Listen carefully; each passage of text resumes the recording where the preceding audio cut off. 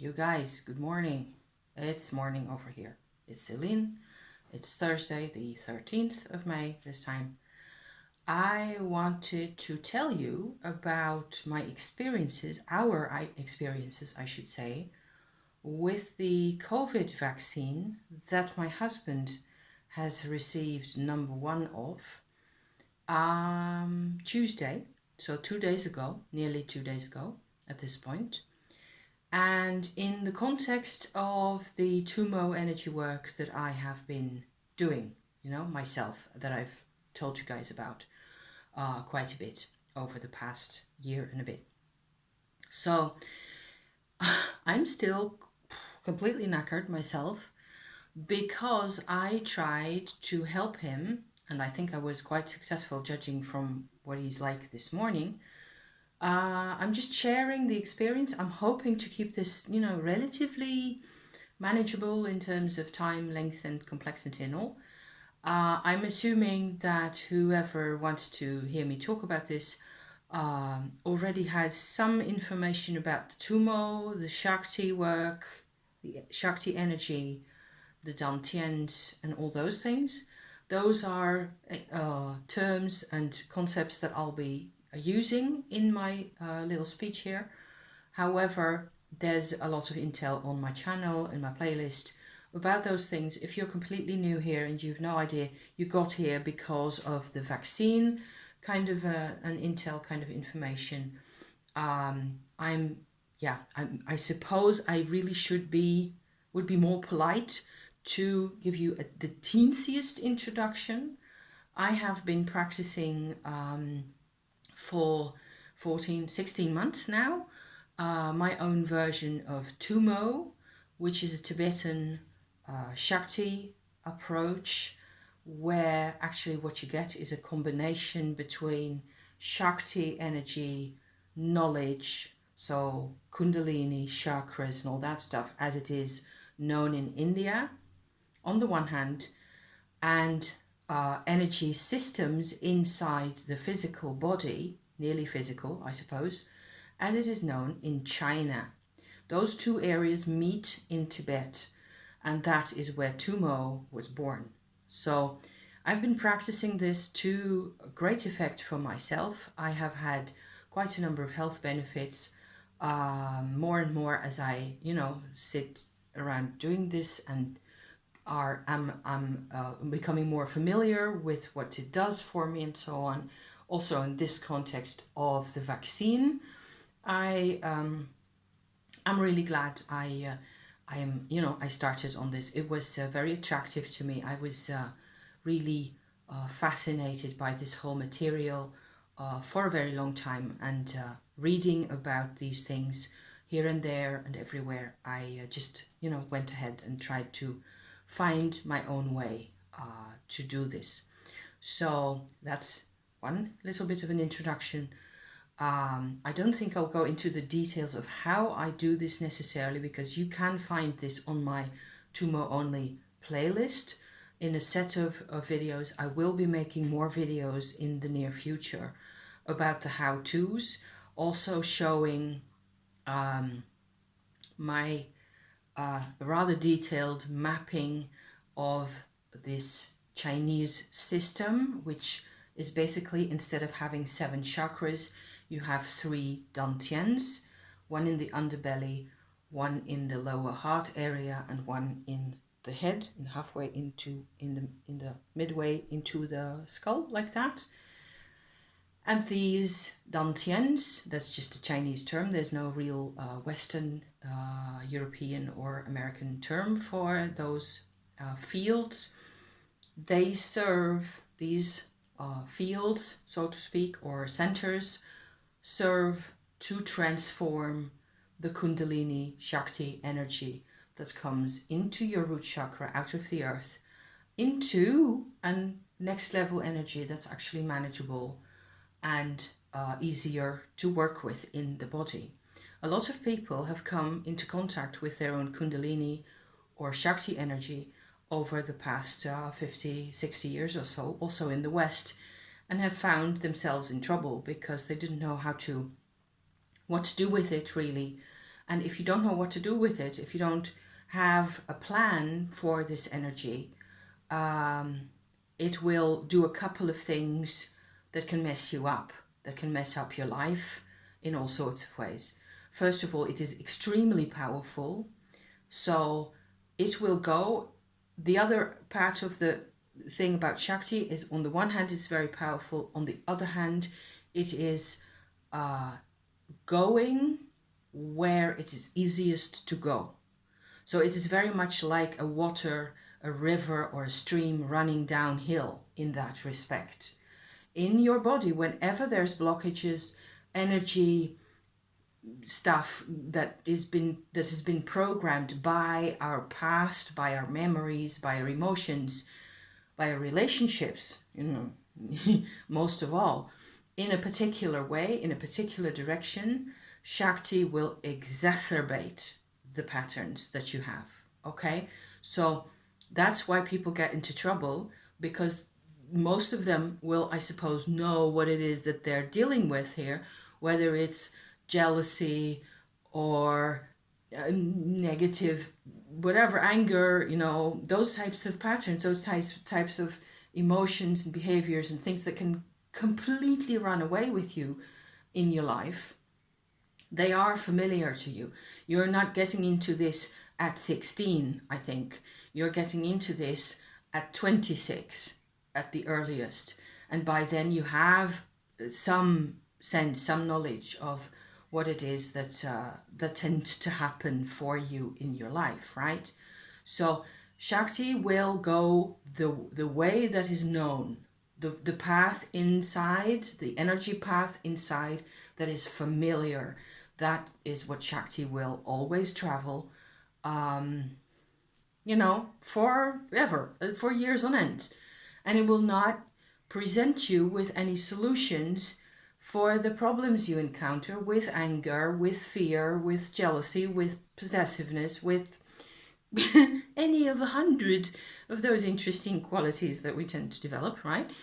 It won't give you a solution. It will just hammer ahead, bulldoze ahead, and you'll just have to figure it out. So I was never a fan of this type of an interaction, no more than you.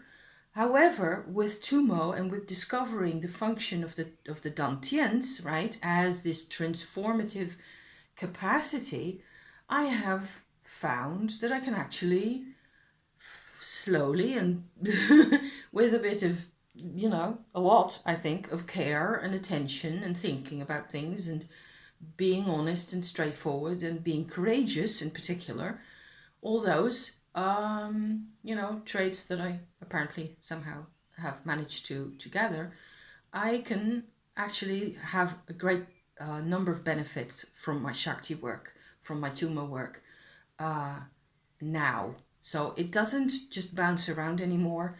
I make it go into the Dantians where it transforms.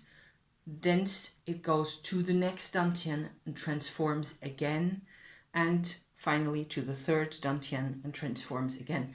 And so a lot is possible. I don't suppose anybody necessarily has to do a complete path. Also, you do not have to be a Buddhist to do this. I am not a Buddhist myself. I don't think I am endowed with that much religious fiber myself. I have a sense of spirituality that more or less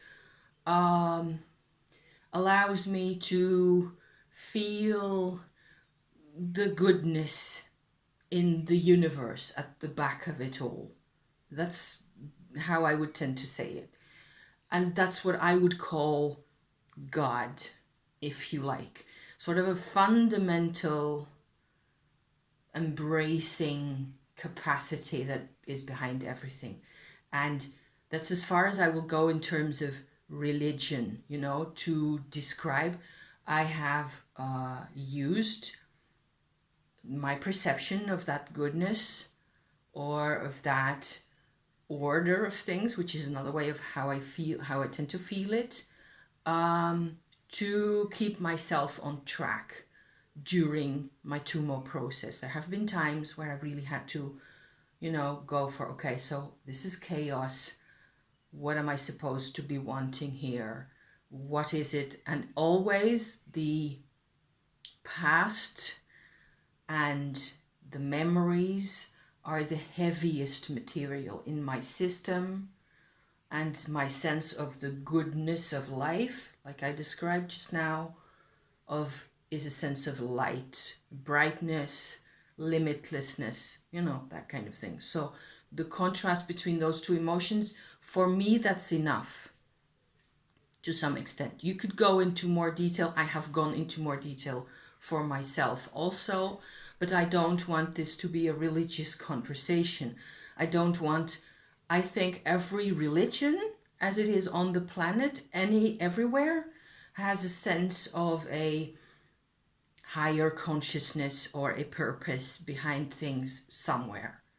And that's good enough, as long as you really believe the authenticity inside us makes the difference. That's all there is to it. The words you use doesn't matter that much. It isn't really about the words. If you were to sit down and have peace of mind for a second, you'd realize it's much more about the realness, what's real for you. I'm not trying to say anything about what you experience, about it not being real. I'm not saying that at all.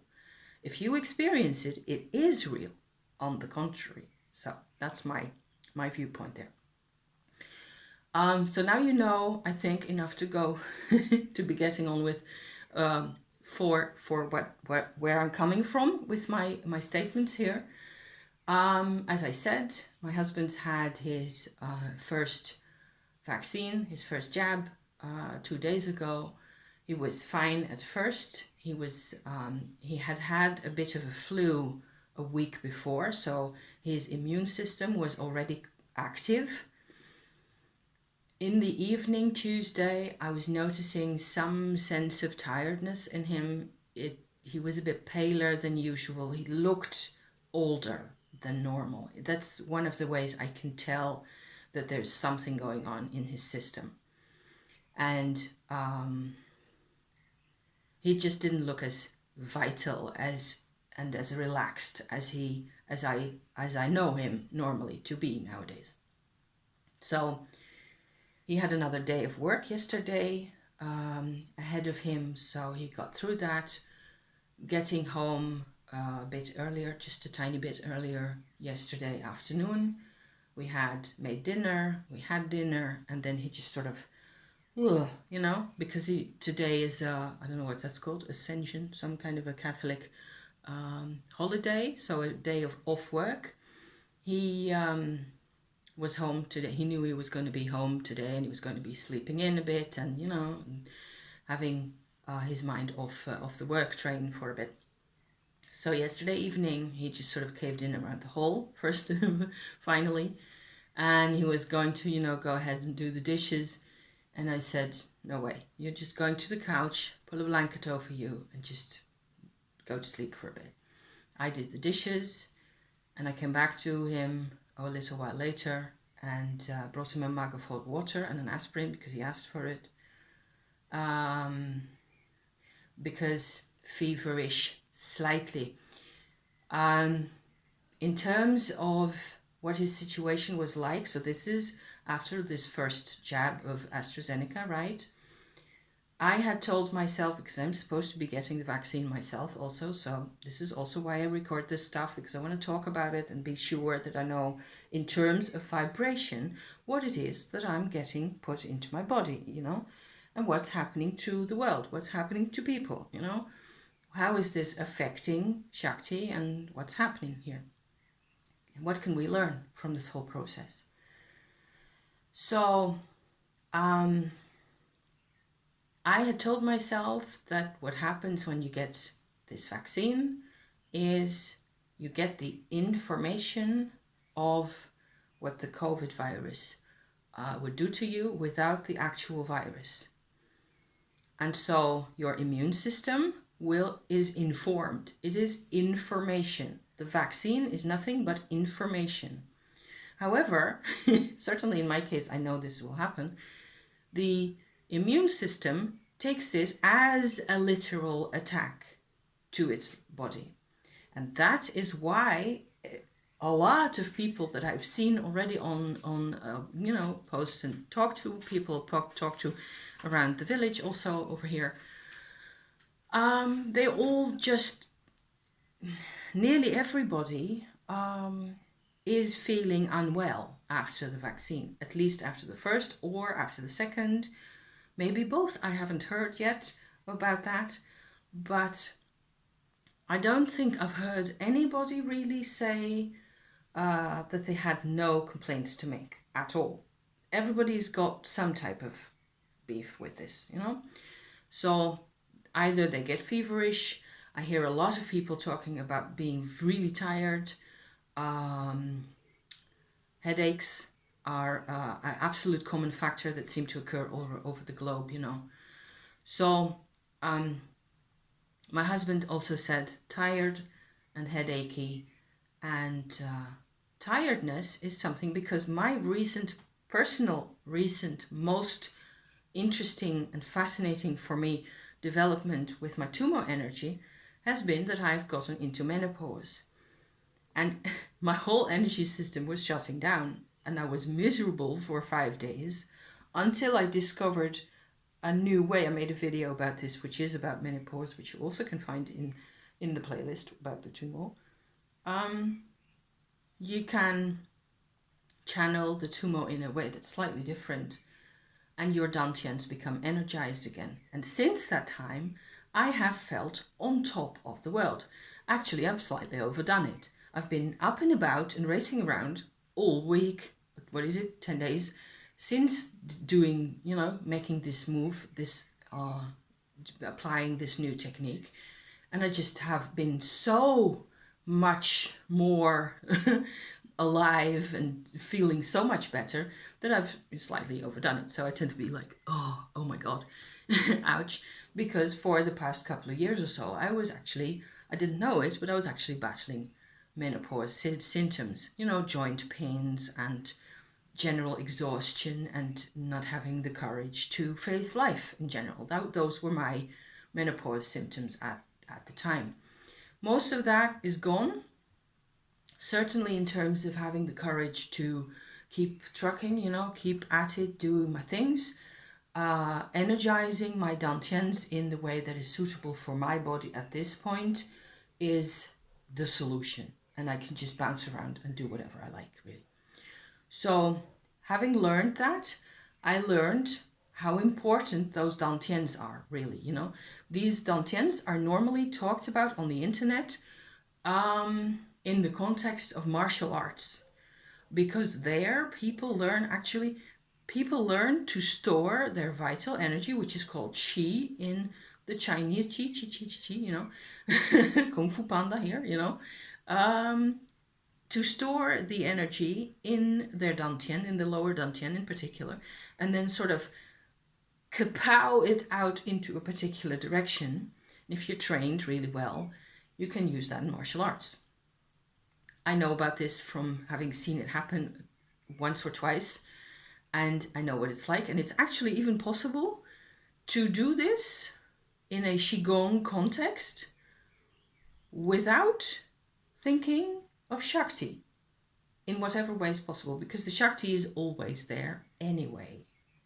So I find that fascinating. How is that possible that you can just, do this like that and not know that it is Shakti? Never mind. Anyway, it's fascinating. So I keep having to do deep breaths because I'm really pooped from what's going to follow here, what I'm going to describe for you. My husband was like a bit down in the dumps from his state he was in. I could see that he couldn't manage to get his Dantians back in order. The Dantian is in a state of, oh my God, what's happening? in a state of shock, if you like, mild state of shock from the attack on what it reads as the attack on the immune system. Even if there's no real attack, the immune system is supposed to take this seriously. So it feels real. Okay? I hope you're still with me. Hi, welcome. I hope this is of use to somebody out there. Oh my gosh.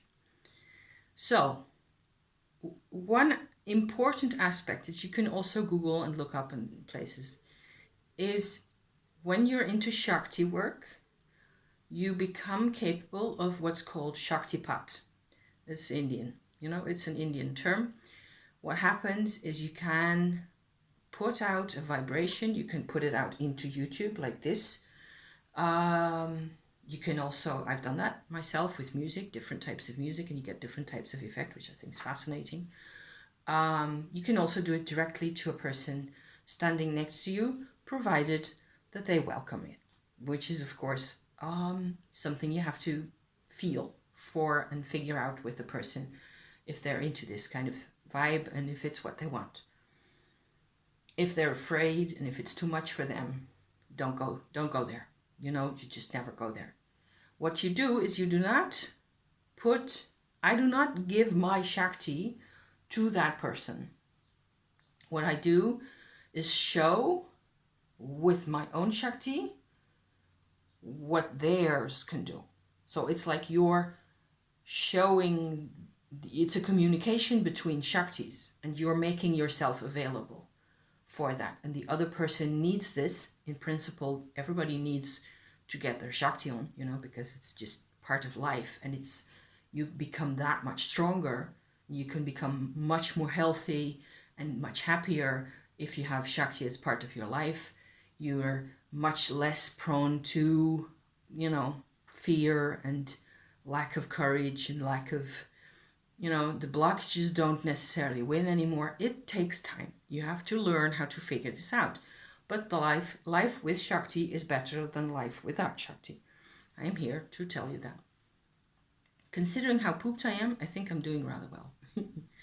So I gave him a Shaktipat last night, okay? At, 7, 8 in the evening, something like that.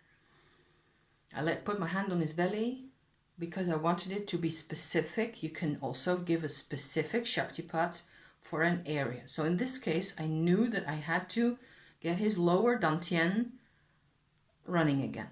It's sitting there like, oh my God, I don't know what I'm supposed to be doing now, because everything tends to block. Everything around the Dantian, so between the hip joints, and down from there, so all the way down to the root chakra and everything in between, there's lots of points where it'll just, if it feels that you're insecure, that you're feeling fearful or unsafe, it'll clench, like that. There's lots of points, and I've talked about those in 3 main groups with my 3 checkpoints videos that I've made I mentioned this a couple of times also in my videos in the past already, over the past year. But there's actually several, several points where it can just go geek, and the Shakti will not go through, because that's the situation where we grow up with, it's most of this is, it's not that it's not accessible. All you need to do is find the spot where this is happening and just go, okay, we're okay. It was just a vaccine, we're not ill. We're not under threat here. We can get through this together. We just have to let the energy, the Shakti, come in and help us. The Shakti together with the Dantian. The Dantian needs the Shakti to work properly. So, this is what I was telling through my hand, like that, to his belly. And because he's felt this before, he knows this vibe, he knows this kind of a, process inside him.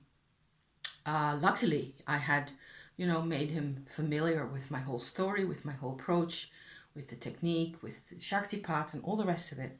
So he knows what this feels like. He doesn't have the time so far to really do any actual Tummo process himself, but he knows what this feels like, and he knows that it's comforting. It always feels much better if I am around to provide this type of support. So from there on out, that was phase 1. Shaktipat to the underbelly, get the whole underbelly to create a kind of a copy Tummo field where the Shakti is actually already transformed and stabilized into this Tummo energy in the whole of the belly.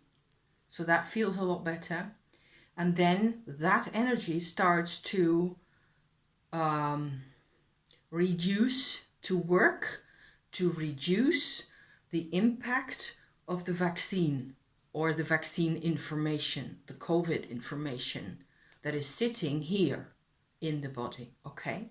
This is what's happened. So I'm going to look at, wow, nearly 26 minutes in. That's where I'm going to put a note in my description here, that this is where you get to the point where it's actually about the interaction between the Tummo field and the vaccine, okay? Next phase, this Tummo field goes up in here. I put my hand on here on his chest for a little bit. I can tell doing this is like total, it's like Shaktipat, but it's more detailed. You can actually, you could almost go like this and have a teensy tiny Shaktipat directed to that area, whatever you think is necessary. But of course, this is a part here with the thymus gland that is extraordinarily important for the distribution of energy along the meridians in the body. Meridians, which are, again, Chinese territory. Yes, it's a marriage between China and India. It's very interesting. So, getting the Shakti, or the Tummo, I should say by now, into here creates like an extended push of energy into the lymphatic system, which I myself am familiar with from having had tonsil problems all my life, which are by now, I should say, 99% solved, thanks to drinking hot water. At the time, I did a lot of cranberry juice and things like that, about which there's also videos, and Tummo. So I was picking up totally, because I was visiting along with my Shaktipat, because this is my partner of 34 years, nearly 35. I know his body as well as I know my own. And I just follow along the Shaktipat, every little fragment, because I'm so motivated to keep him alive. I just want to keep him alive no matter what. I could tell that his lymph nodes were active. Everything was being activated by his own Tummo energy by now, really. So this took about an hour or so, say an hour and a half. The last sort of final part of the process was that I had to pinch him around the bottom of his rib cage, like this, in his waist, because there were a couple of meridians, and also in here, a couple of points, which, I don't know, I think they have to do with kidneys, some type of toxin removal again. Stage 3, the removal of the toxins has to be facilitated. Okay? I still think I'm making sense, to myself at least. I know there's people out there who can, make this, who find this workable somehow. I'm just hoping that you can follow along with the words, and that it will, who knows who it will benefit. I don't know, if it just benefits one person out there on the planet.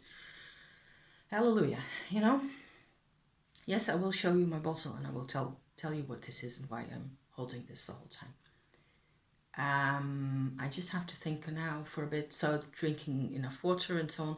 Sleep, crucial, People who have less blockages in the whole under area system, whose Tummo, whose Shakti energy naturally transforms into Tummo, even in the West, anywhere in the world, people who have a more connected to nature type lifestyle, I think some of those people will just wave off the vaccine. It will pass through their system and they won't even notice. That's, I think, what happens. However, whenever there's this type of, alert defensiveness going on inside the system, that's actually keeping back the Shakti energy, then the systems in the body create actually something that looks a lot like having a bad flu, even if it's only for a day or two. So I'm talking about these things at length, also hoping that, people are saying this all over the world now. They're getting their jabs and they're noticing that their problems that they have or the flu-like symptoms that they have, they only last for a day or two and then it's over. And so, okay, so I'm getting my jabs anyway, and I just have to be willing to, bring the sacrifice of these couple of days. So what, for the benefit of all. So in terms of Shakti, Tummo monitoring of how this went for him, he's slept really well.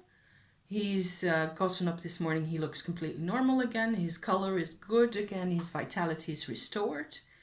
And whereas I wouldn't have been surprised otherwise if I hadn't done anything, that he would have spent at least half of the day today in bed.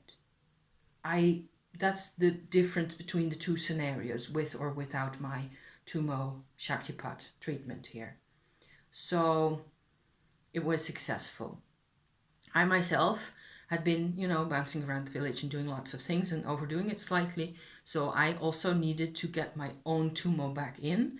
However, I dreamed of a house burning down this morning. So I talk about overdoing it slightly. So I have decided, I did take, an aspirin myself, and I made sure I had a lot of hydration in all sorts of types, I'm going to have me another glass of water and a cup of tea and so on and so forth. And I'm already, doing really well, what with being able to, hallelujah, talk about these things. I just project the whole of the story into the YouTube, and blessed be, So I think that was most of my intel regarding this process. If there's anything I've forgotten, I will put it in the description or put it into a comment that's at the top of the page. What's that called? A locked comment, or one of those. This is a witchy formula that I picked up off YouTube. Also, it's witch's powder, which contains brick, in my case sea brick that I picked up off the beach, charcoal, sea salt, and a bit of black pepper, and a few grains of church incense, resin, that kind of thing. And I think there's also a bit of mugwort in here. I've added some more sea salt that I've found recently in the shop. Really fresh, nice grey sea salt, coarse grains of sea salt to this. And this is like a witchcraft. It's this type of mixture is still in use in voodoo. Occasionally you see videos on YouTube, if you look for that kind of thing, about witch's powder. There's European traditions that use this as well. That's where I got the formula with the brick and the charcoal and those things. However, I've also heard voodoo people talk about this type of thing, where this is used for protection magic. So you sprinkle this around where you want protection to be the case. So around the house, or, something like that. I haven't really done that, even though I can see how it would benefit the house. It's really strange and interesting. It is like a little flask that it feels like a small helping of Tummo energy. It's nearly the same thing. And brick powder already by itself, baked clay, baked earth, right, has that property by itself. It has this stored heat inside it. It's so interesting. So I made another one. I had a pot of mixture of this stuff that I made a couple of years ago once I'd figured out how to do it.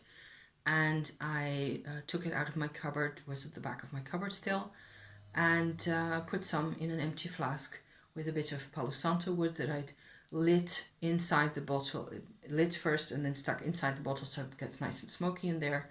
And then I put my witch's powder in there and some more sea salt, and there you go.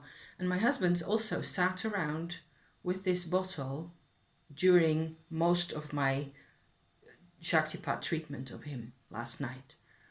The other thing he was holding that I don't have right here because it's out there on the table is a big quartz crystal, a code keeper quartz crystal that I should really go and get to show you. Last thing of this video, okay?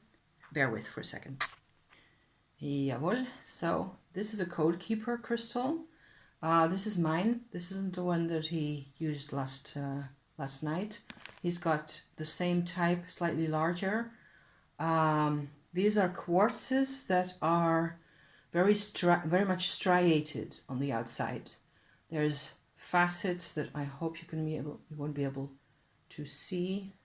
There's some facets that have, it's almost as if they were ground underneath a glacier, except it would never look like this.